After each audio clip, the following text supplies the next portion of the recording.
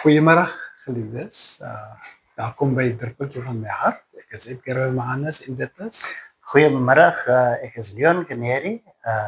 As jy klaar geluister het en gekyk het na hierdie opname, like en subscribe asseblief. Geliefdes, vandag dink ek is 'n opvolgsessie van die vorige 2 reekse wat ons reeds saam met julle bespreek het, van wat oor 40 jaar in Mosselbaai gebeur het. En ons het nou besluit dat ons julle meer wil vertel oor wat het met ons gebeur. En waaroor het die vorige program nou weer gegaan?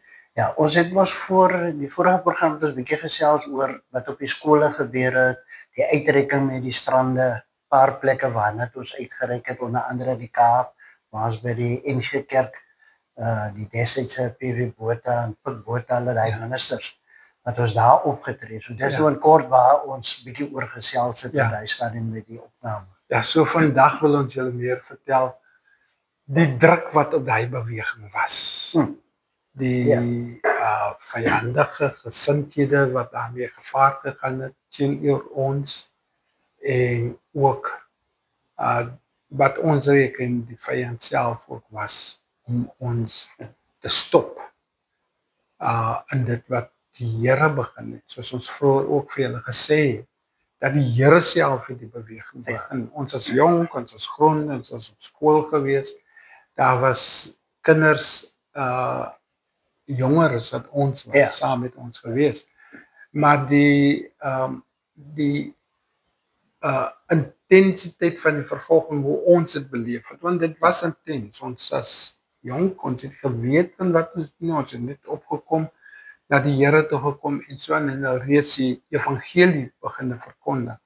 So ons wil julle vandag 'n bietjie meer vertel en verder oor hoe daardie vervolging na ons toe gekom het en wat dit aan ons gedoen het en wat dit aan baie van die jong kinders gedoen het. Daardie tydstip. So Leon, waar begin ons met dit? Ja, ek dink soos ons verlede week gepraat het oor die ander sy, ons praat nou weer 'n bietjie van wat het gebeur met die beweging waarin ons was, en soos jy nou reg gesê het, dit was deur die Here en ons was onervare in dit ingewees. Weet jy, dit vat my nou terug in een van die dinge waarmee ons te doen gehad het, en ek dink baie op daai stadium in die Jesus Fanclub was nie regtig bewus van dit nie. Ek het die ander dag ook met iemand gepraat wat nie bewus was van dit nie. Onder andere, die veiligheidspolisie het ons dopgehou, en ons het eers agterna bewus geraak van dit, dat die veiligheidspolisie, onthou op daai stadium was die politiek in 'n hele ander sfeer gewees, en elke organisasie wat ontstaan het, het hulle half verbind aan politiek aan die einde van die dag. So ons was dopgehou, sonder dat ons geweet het, waar ons beweeg het, was daar van die veiligheidspolisie wat vir ons dopgehou het. Ons wil nie vanmiddag name noem, om te sê wie was betrokke nie, maar ek glo baie van die mense wat dalk hierdie opname gaan kyk, gaan dalk recall wie was betrokke met daai gedeelte van waar ons beweeg het sy waar ons opgetree het met 'n drama, of selfs in die dorp in gestap het, na die koffiekroeg wat ons op 'n stadium genoem het, was ons dopgehou. Onder andere, as ek dit kan noem, ek dink ek het dit vooraf al met jou diskussie, een van die veiligheidspolisies het selfs my pa geondervra oor ons beweging. Waarmee is ons te doen? Is ons regtig met die evangelie te doen? Verkondig ons regtig die woord? So hy was geondervra gewees en hy het agterna met ons gepraat oor dit en gesê, maar dis die persoon wat vir julle ook dophou. En hy het navraag gedoen rondom ons, en een van ons lede wat ook betrokke was by die Jesus Fanclub, was ook bewus wie die persoon was wat ons dopgehou het op daai stadium. So daar was uit die sal ek sê, uit die polisie was ons dopgehou. En ek meen, ons het destyds was die veiligheidspolisie, as ek die woord kan gebruik, undercover. Hulle het undercover beweeg, hulle het by jou gestaan, en dan het jy nie geweet, die tipe manne wat jou uitluister, en dan gaan rapporteer of wat ook al hulle gedoen het, met die inligting en die informasie wat hulle bekom het. Maar daai ons het informasie bekom, dis hoekom hulle begin navraag doen het oor ons. Ja, Leon, ek onthou verlede week toe jy met my hieroor gesels ook. Behalwe dat jou pa ook bewus van haar, omdat hulle hom ook ondervra het daaromtrent. Kan ek onthou, skielik het my mind oopgegaan en ek kan onthou hoeveel kere as ons byvoorbeeld geliefdes, ons het julle genoem met die vorige opname, het ons julle genoem dat in ons matriekjaar was die jaar van die boikot gewees. Ja. Dit was die jaar van die boikot gewees. En so julle kan julle self indink hoe die toestand was hier in Mosselbaai, vlambaar. Ja. En nou staan ons as groep op om die evangelie te verkondig. En wat die Here daai tyd op ons harte gelê het. Maar ek onthou te skielik, as ons Vrydag aan byvoorbeeld na die koffiekroeg in die dorp gegaan het, want daar is ons geleer, daar is ons geestelike voeding ontvang en so aan. Dan kan ek onthou, as ons hier byvoorbeeld deur die valley geloop het, en van die kinders drop, want ons was uit die dorpgebied uitloop, tot in extension 13. Maar op ons pad huis toe, hoe laat was daai omtrent wat ons aan dag? Dit was laat in die aand. Die koffiekroeg het ons nou daar aan die punt gesit waar Spesbona en Oasis Kafee vandag is. Dis waar die koffiekroeg. So nou kan jy dink hoe ver het ons gestap met jong kinders. Soos jy net tot reg gesê, daar was kinders veel jonger as ons gewees. En die tye wat ons beweeg het was enigiets van 9:00, 10:00 af in die aand. Maklik tot 11:00 wanneer die laaste persoon afgelei word by sy huis, maar ons seker hy persoon is veilig in sy huis. So dis, ons het omtrent seker maklik op die pad 'n uur en 'n half gestap om mense te sien dat hulle, of die kinders te sien, dat hulle veilig by hulle huise of by bestemming ingekom. Presies, moet nou nie dink omdat Leon sy afgelaai het, dit was per voertuig. Ons moes stap. En daai tyd was dit wel 'n bietjie veilig gewees in Mosselbaai, so ver en by jong mense laat, maar ons kon nie die meisiekinders alleen los nie, ons moes saam met hulle stap. Maar ek kan spesifiek onthou, dan net baie keer die polisie verbygekom. Daar was mense al bewus gewees, het lyk het hulle check ons uit. Maar ek het nooit geweet, toe jy vir my vertel, was ek self verbaas gewees oor daai nuus, en nou selfs dat jy van papa vertel wat ondervra was. So dit was nie, ons kon sien, ons word uitgecheck, en ek kon sien hoe ons een keer by die skool, na skool, die skoolgrond af moet kom. Ons kom in ek kan onthou die polisie daar by die kyk gehad, soos ek voorheen gesê het, en maar het ons laat deurstap. Ek kan ook nie dit verstaan nie, want ek kan onthou net toe ons by die huis kom, toe sien ek hoe kom die studente aangehardloop deur die kloof. Hoe die studente aangehardloop kon, ek het net gedink, ons het dan nou veilig deurgekom. Toe wag die manne vir die manne wat geboek het, en daai tyd moes al as ek besef wat, ons is nie 'n politieke groep. Ja, nee, kyk, dit is soos jy daar sê, Edgar, weet jy, iemand het die ander dag die vorige opname gekyk, en toe die persoon weer boodskap gestuur, en ek onthou dit so vaag weg. Toe vertel die dametjie, Amanda, sy vra vir my, onthou ek, wanneer ons van die koffiekroeg afgekom het, was daar sekere plekke waar gangsters gestaan het, en waar die ouens ons uitgecheck het, en dan kom hulle nader, en dan sê hulle, nee, los hulle, laat hulle maar stap. Of laat hulle verbygaan. Toe sê ek van, nee, ek onthou gedeeltes in Lakkenbas, die raai gedeelte, wat ouens op 'n stadium een aand ook daar gestaan het. En julle moet onthou, ons was nie bang gewees nie. Ons was nooit bang gewees of vreesagtig gewees. Wat gaan gebeur as ons so ver moet stap nie? En ek weet, ons kon aangerand gewees het, maar die Here was getrou om ons te bewaar en te beskerm. Deur dit met daai gedeeltes wat ons deurgemaak het. En ek het gelag toe sy dit ophal, en ek besef toe, ons het nie gedink aan die gevare as ons so ver gestap het, want as gevolg van die honger wat ons gehad het vir die Here, het ons nie omgegee hoe ver ons stap, waar ons beweeg, deur wie ons beweeg, wat 'n gevare daar eintlik is vir ons. Ja, geliefdes, ek besef het ook nou, daar's baie meer aan die staaltjies wat ons wil vertel, want daar's ander wat ook kan onthou wat hulle belewenis was van ons was bereid geweest om so ver te stap en dis soos Leon sê, dit was net daai absolute honger geweest. As daai conviction, daai oortuiging van die Heilige Gees nie in ons lewe is nie. Dit sal ons nie ver vat nie om op ons eie te ran met net dit wat ons wil sien. Sal ons verder vorentoe ons vasloop. Maar hierdie ding het ons gevat deur daai tipe dinge, soos van die gangsters ook en so aan. Hulle het wel ook later met ons bekend begin word, die mense. Want ons het maklik met die gitaar ook sommer gesing in die strate. Soos jy hoor nou nog na jare. Mense, was jy ook dan nie in die Jesus fanclub verbonde nie. So.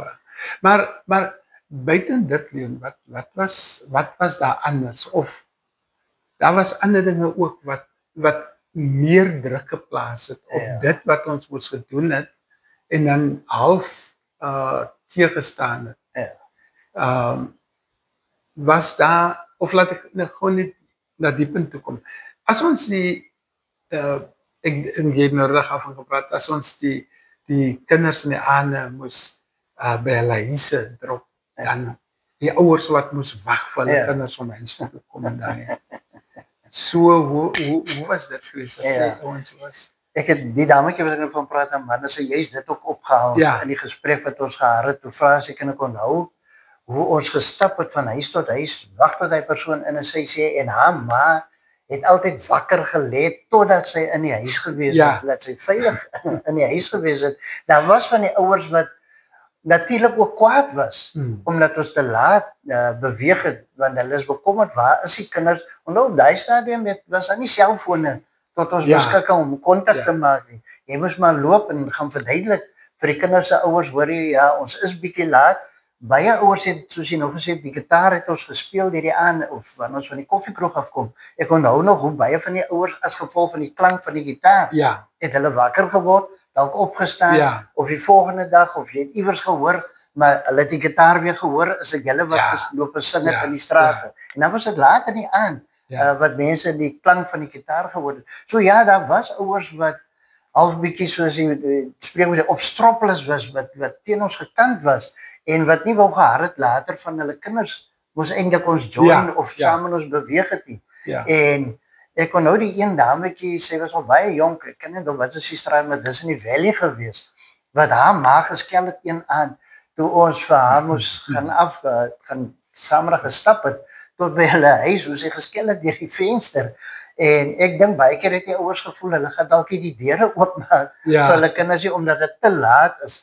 Maar nog steeds was het veilig en ons het by tye gegaan na die ouers toe en maar mooi gepraat en gesê, maar dit is wie ons is, dit is waarvoor ons staan, dis waar ons vandaan kom, uit die dorp uit van die koffiekroeg af. En dan dink ek het hulle bietjie berusting gehad oor, nee, maar die kind is veilig en so, met dit ook. Maar daar is ander staaltjies byvoorbeeld. Alleen, ek wil net, sorry om te onderbreek, ek wil net sê dat soms was het bloot as gevolg van die afstande wat ons moest stap. Hoe lang is het ons moes afstande stap om by die koffiekroeg uit te kom, waar ons baie dinge geleer het. En dan het dit ook veroorsaak dat ons dan laat by die huis gekom het, met die kinders. So dit was nie uit moedswilligheid. Het niks te doen gehad met dit.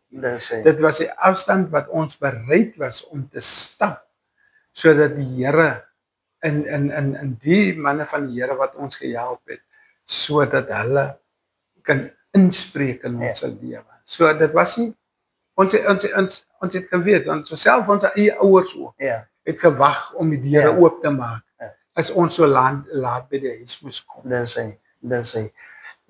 Ja, dit is so, een mens lag nou vandag al oor, maar eindelijk was het half gevaarlik dalk vir ons om so te beweeg en so laat te beweeg. Ek dink nou net hoe het ons beweeg na die koffiekroeg toe. Met die gitaar het ons gesing en wanneer die kinders hoor die gitaar se klank, het hulle uitgekom, die wat geweer het, Vrydag aan die koffiekroeg. En so het ons by elke straat beweeg met die gitaar, afgestap koffiekroeg. En die afstand, dink ek, as ons vat uit by 13, is enigiets tussen 4 en 5 kilometer tot in die punt, as dit nie meer is, 5.5 dalk 6 kilometer as jy moet stap. En as jy dink die strate wat ons deurgekruis het, is ekstra wat ons gestap het. So ons het dalk 7 kilometer gestap op 'n aandpunt toe na die koffiekrop toe, 7 kilometer terug. Kom ons sê gemiddeld 15 kilometer heen en weer tot waar die laaste een huis toe gegaan het. En dan die res van ons het elkeen in ons eie rigting gegaan, dat jy kan huis toe gaan. Soos ek nou gesê, daar's ander staaltjies. Ek meen, daar was ek onthou die een geval waar ons het baie kerke besoek, soos ons in die vorige opnames ook genoem het. Het ons die een kerk gaan besoek. En onthou op daai stadium, ons is jonk. En een van die ouens, hy is nou al vandag oorlede. Hy was baie lief vir 'n jean en 'n golfer t-shirt. En vir ons was dit netjies. Ons is vibrant, ons is aan die brand. Ons wil die Here dien, ons wil 'n kerk gaan besoek, getuienis gee. Wat doen die Here? En op daai stadium het een van die mense in die kerk, die ouderlinge, het vir hom gesê, maar volgende keer as jy weer wil kom getuig, trek maar 'n baadjie aan en 'n hemp of trek 'n hemp met 'n das in. En nou daai goeters was baie prominent in kerke gewees. Hulle was baie gestel op die uiterlike, die kleredrag, hoe jy moet lyk. Maar wanneer hulle die getuienis gehoor het van die ouens, dan dink ek het hulle bietjie verbaas gestaan. Hulle het die hele tyd vasgekyk, wat se klere dra die persoon aan, en die ou daarop gejudge. Nee, maar jy kan nie met 'n jean en 'n paar lekker tekkies, jy kan nie so 'n kerk toe kom nie. So baie mense gaan vandag so 'n kerk toe. En vir hulle dink dit is 'n nuwe ding. Ons het al in die 80's het ons so aangetrek. En vir ons het dit gevoel, maar dis reg, ek wil vandag so aantrek, na 'n kerk toe gaan en die kerk gaan besoek. En dit was maar een van die goed wat ons mee te doen gehad het, waar mense jou probeer terughou het om 'n getuienis te gee, of om te sê, nee, jy kan nie nou getuig nie, jy moet maar eers iets anders daar aantrek. Ja, maar Leon, ons het nie so groot impak gehad op die kerke as wat ons op die jeug gehad het vanuit dit. Ja. As gevolg van daai rigiedheid, daai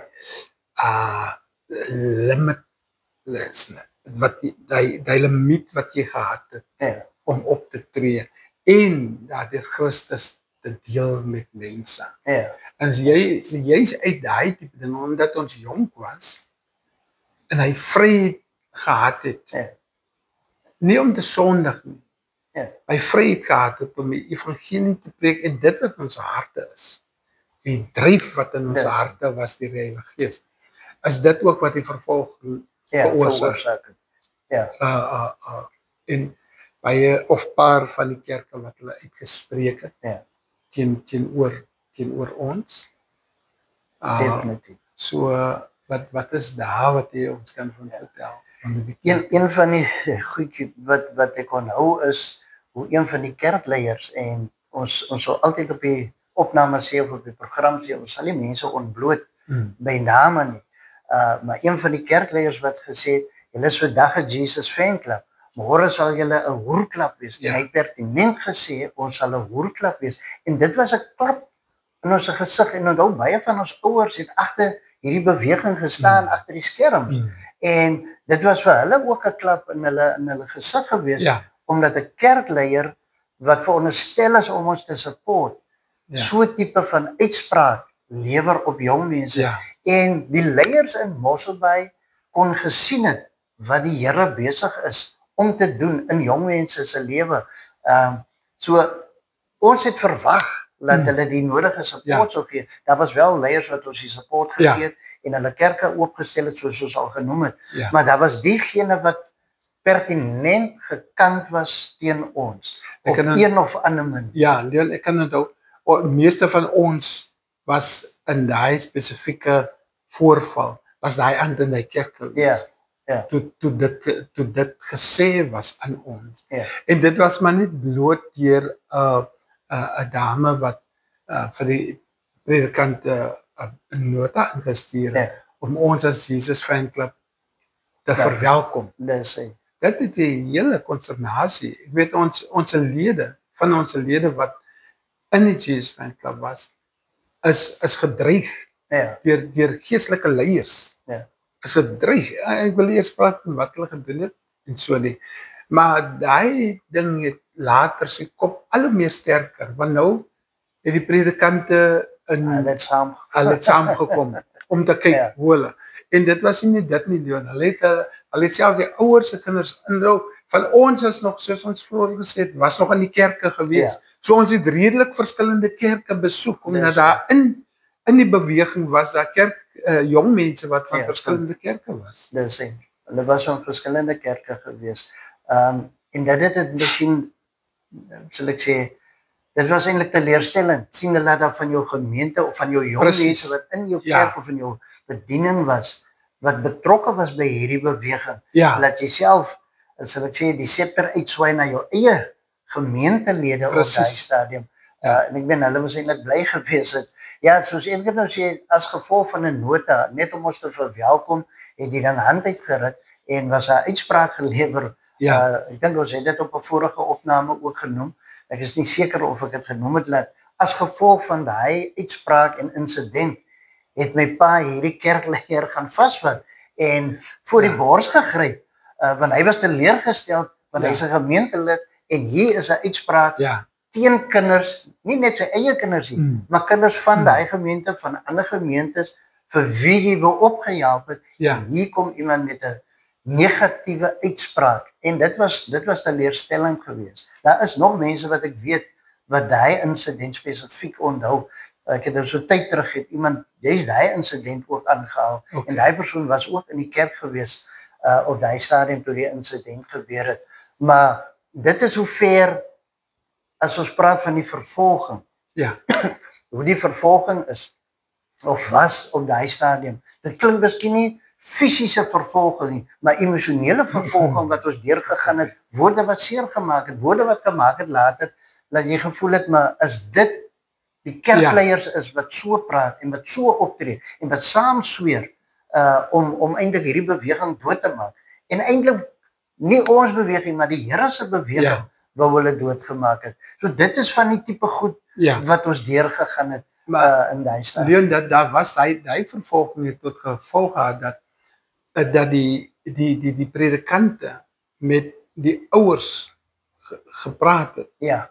En ek onthou en dan het die ouers begin druk toepas Ja. op die kinders en van die kinders het pad gegee, want hulle het druk gekry van die huis af en die huis na die kerk toe en so.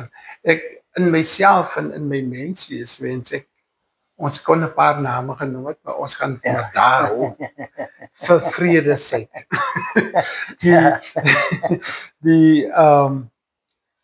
Die Leon, hoe het ons julle was mos agterna nog daar die fanclub Ja. beseer. Hoe het dit gegaan? Het dit voortgegaan met want ons het, hoe lank was die fanclub, hoe die bestaan van die Dit was tot Jesus fanclub? 91, 92 was ek nog aan die beweging.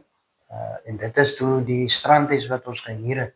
Ek dink toe begin hulle met die slopingsproses, as ek reg kan onthou, wat hulle mos so deesrand so omskep. Ja, So ons kon nie meer die huis gehuur het nie. okay. So ons kon nie meer die plek gebruik het daar nie. Dis hoe ons van huis tot huis beweging, soos in die Handelinge tydperk, hoe die kerk van huis tot huis beweeg, Ja, wat ons beweeg het.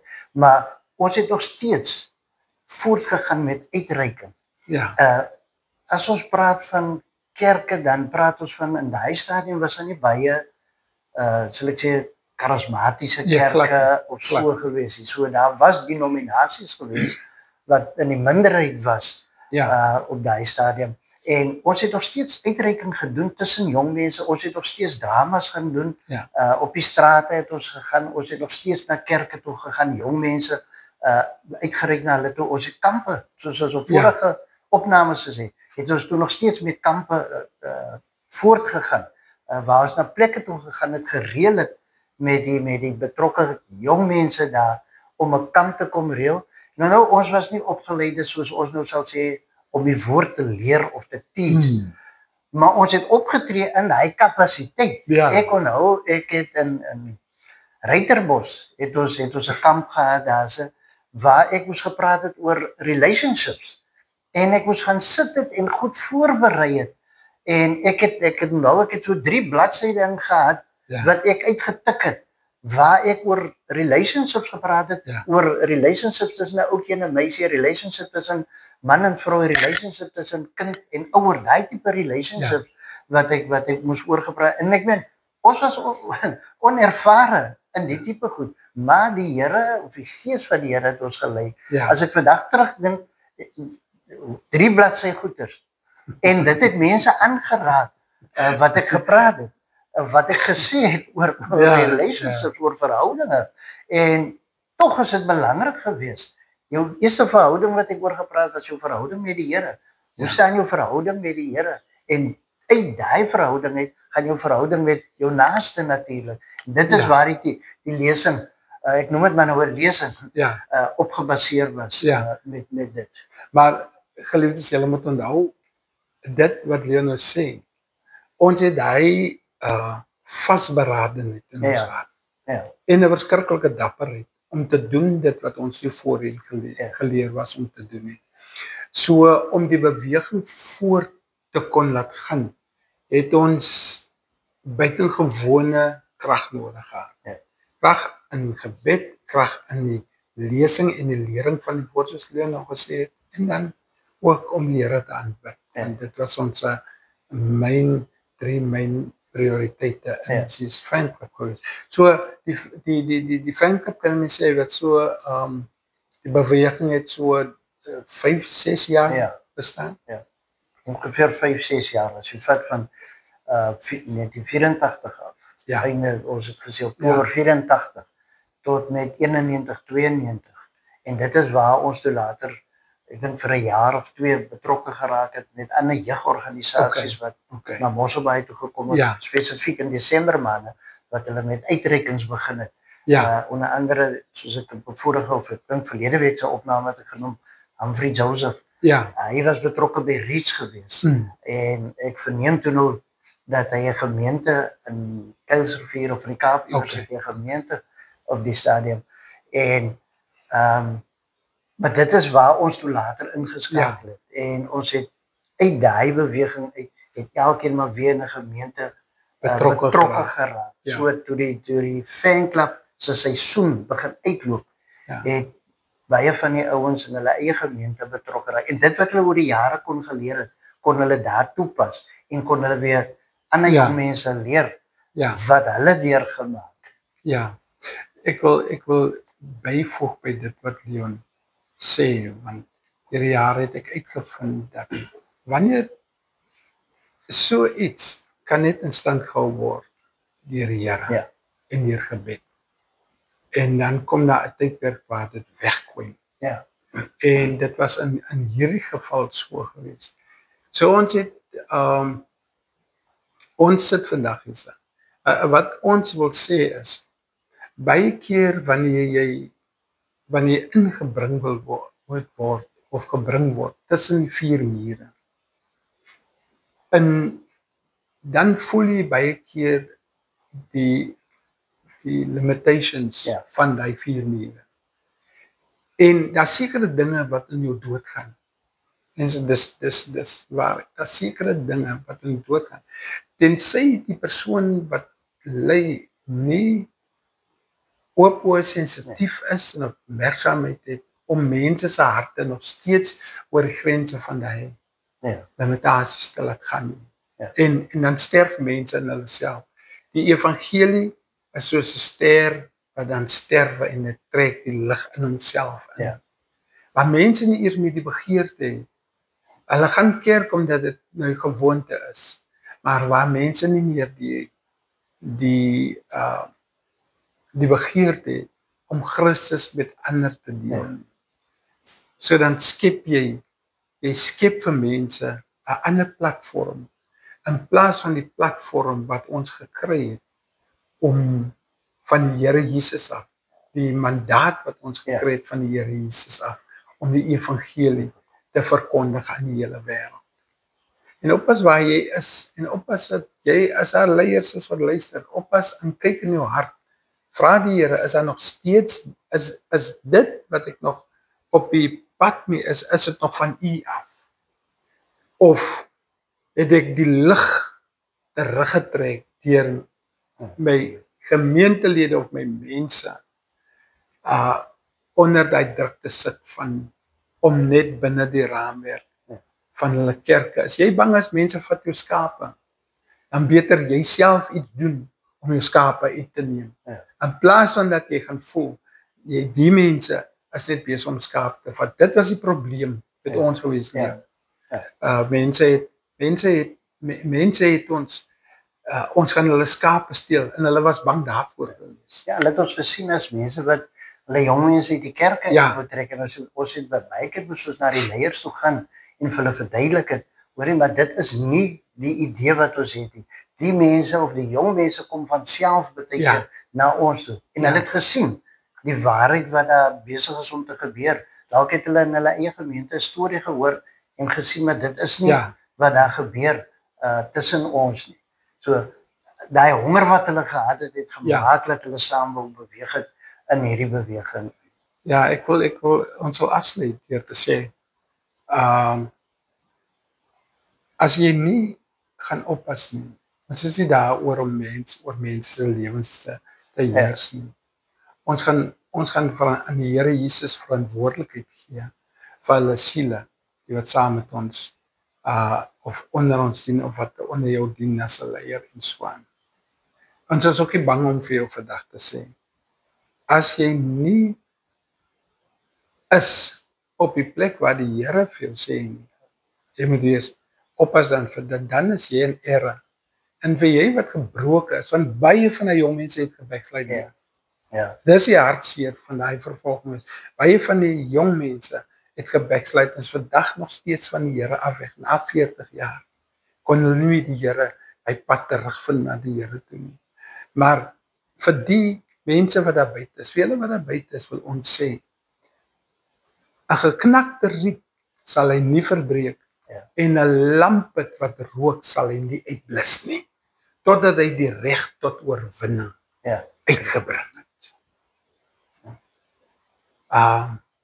En ons veroordeel niemand nie, en ons moet ons harte reg kry. So wil ons sê, ons baie keer na leiers toe gegaan, of hulle verstaan het of nie, maar ons elkeen staan verantwoordelik voor die Here. Baie dankie dat hulle vandag na ons geluister het, en ja, Leon, baie dankie vir jou tyd. Ja, dis reg, dit is 'n plesier. Vir die inhoud van wat ons met ons gebeur het. Kom ons bid saam. Here Jesus Christus van Nasaret, U is God en daar is geen ander nie. As daar mense is wat na hierdie opname kyk, vrouens in wat voel soos 'n geknakte riet, of voel soos 'n lampet wat rook, Here Jesus, U sal dit nie verbreek nie. Is daar 'n jammerte in die hart is, en 'n buig in die knieë, om vir U te sê, Here, ons is jammer. Ek is jammer wat ek van U afgedwaal het, of selfs ek is jammer dat ek nog nie U aangeneem het in my lewe nie. En mense wat wil sê, Here, ek wil U in my lewe aanneem. Ek is 'n sondaar, en ek het U nodig om my te help. Laat U Gees hulle harte oortuig. Laat die Gees hulle bring tot op 'n plek, waar U vir Nicodemus gesê het, so waar ek sê, as iemand nie weer gebore word nie, Here, bring mense tot by wedergeboorte. Lei hulle deur U Heilige Gees na U toe, Here. En vir die wat soos 'n lampet is, en die wat so geknakte riet is, maak die harte weer gesond. Ons vra dit in U naam, Here. Amen. Shalom. Shalom.